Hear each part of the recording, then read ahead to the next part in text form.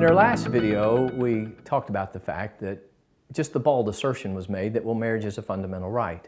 But there was an interesting exchange by Justice Sotomayor, who said, we start with the proposition that marriage is a fundamental right, and then she said, and then is it compelling for a state to exclude a group of people?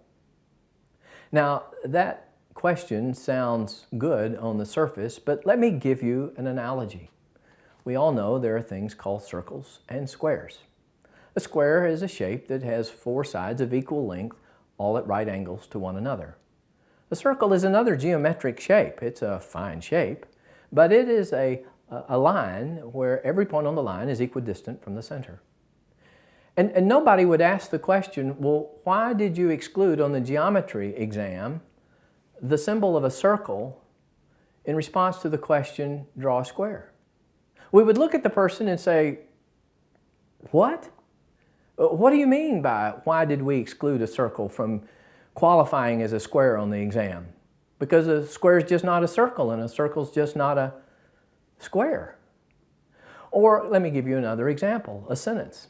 All across the globe we have sentences that people use and they have subjects and verbs and there are rules of linguistics. And nobody would come into the English professor and say, well, why did you exclude a prepositional phrase from the definition of a sentence? We would say, because a prepositional phrase is defined one way and a sentence is defined another way and they just aren't the same. Yeah, but you excluded from the definition of a sentence a prepositional phrase, and we would look at them like they were silly. It's just not a sentence. And so the question really is, the reason that same-sex couples are excluded from marriage is because a same-sex relationship just isn't a marriage. For the same reason, a circle isn't a square.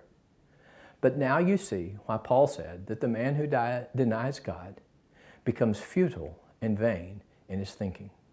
We hope you've enjoyed this series of worldview videos regarding the Supreme Court arguments on marriage.